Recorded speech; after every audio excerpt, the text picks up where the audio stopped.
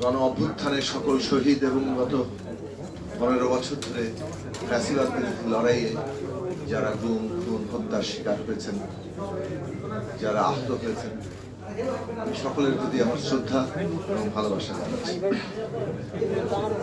প্রবাসীরা অত্যন্ত গুরুত্বপূর্ণ ভূমিকা পালন করেছে এবং এই কথাটা আমরা প্রায়ই প্রবাসীদের বলতাম যে আমরা তো এখানে নানা ধরনের সংকট চাপের মধ্যে থাকি, সার্ভেলেন্স থেকে শুরু করে হুমকি, কিন্তু প্রবাসীরা তুলনামূলকভাবে কিছুটা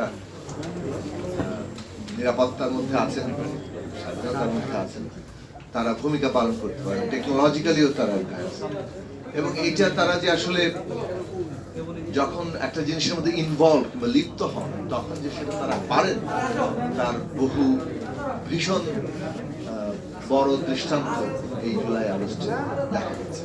প্রবাসীরা সক্রিয় ছিলেন বলেই সরকার যে এতভাবে চেষ্টা করলো সমস্ত কিছু ব্ল্যাক আউট করতে, সেটা সত্ত্বেও তারা পারে।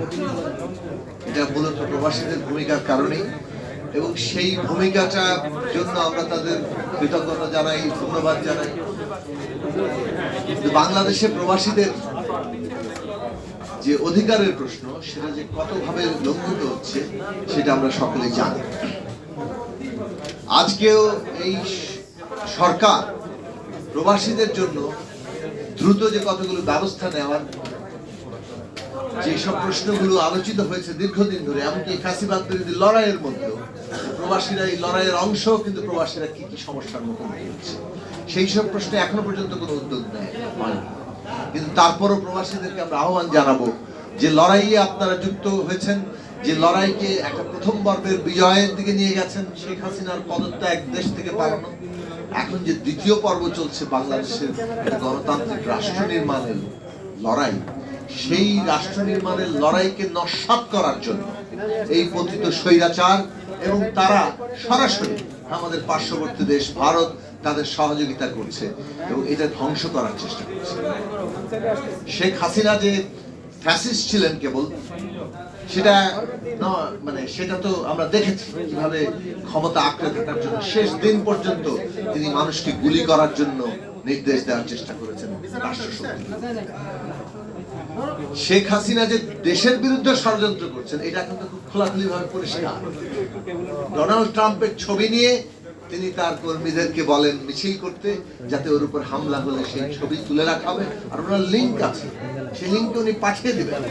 বাংলাদেশকে একটা ব্যর্থ রাষ্ট্র, নানা ধরনের ষড়যন্ত্র হচ্ছে এইভাবে উপস্থাপনের চেষ্টা করুন, শেখ হাসিনা এই কাজ করছে। এবং আমরা দেখছি ভারতের মিডিয়া কিভাবে তার অংশীদার, আগে থেকে ঠিক করা ছিল ছবিটা ছাপা হবে, লেখা ছিল ডোনাল্ড ট্রাম্পের সমর্থকদের উপরে হয়রানি এবং গ্রেফতার চলছে। ইন্ডিয়া টুডে সেরকম একটা নিউজ করেছে। শেখ হাসিনার অডিও টেপ যে ফাঁস হয়ে গেছে এটা সম্ভবত তারা শুনতে পাননি অথবা দেখতে পাননি, যার ফলে আগেকার পরিকল্পনা অনুযায়ী ছেপে দিয়েছে। কিভাবে প্রোপাগান্ডা করছে, তাদের সমস্ত সফট পাওয়ার দিয়ে তারা এখন পশ্চিমা বিশ্বকে বোঝানোর চেষ্টা করছে বাংলাদেশে একটা জঙ্গিবাদ কায়েম হয়ে গেছে, এখানে কোনো সংখ্যালঘুদের কোনো অধিকার নাই, এখানে সব কাটাকাটি চলছে। বাংলাদেশে তো কোনো জুলাই আগস্টের হত্যাকাণ্ড হয় নাই, এতে কোনো সরকার, পুলিশ, আওয়ামী লীগ কেউ কিছু করে নাই, তো উল্টো এখানে পুলিশ হত্যা করেছে।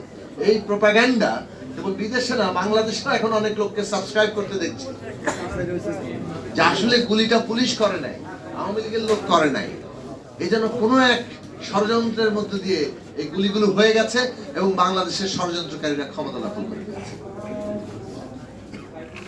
এই হচ্ছে বাংলাদেশে আওয়ামী লীগ এবং তার পতিতদের চেহারা, যারা জনগণের এই বিশাল উত্থানকে ধারণ করতে পারে না। এই দেশটাকে বিভাজিত করতে করতে করতে সমস্ত কিছু জামাতে ইসলামের ঘাড়ে ক্রেডিট দিতে দিতে দেশটাকে তারা প্রায় জামাত বানিয়ে ছাড়বে।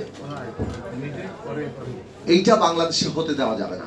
এবং আজকে প্রবাসীদের এই জায়গায় গুরুত্বপূর্ণ ভূমিকা আছে, যে সফট পাওয়ারের যুদ্ধ শুরু করেছে এই শেখ হাসিনা এবং তার মদতদানকারীরা রাষ্ট্রসমূহ। বাংলাদেশের জনগণকে এই ভেতর থেকে এবং সারা দুনিয়াতে প্রবাসী সকল বাংলাদেশিদের বিশেষভাবে তাদের এই সফট পাওয়ারের বিরুদ্ধে যুদ্ধ করতে হবে।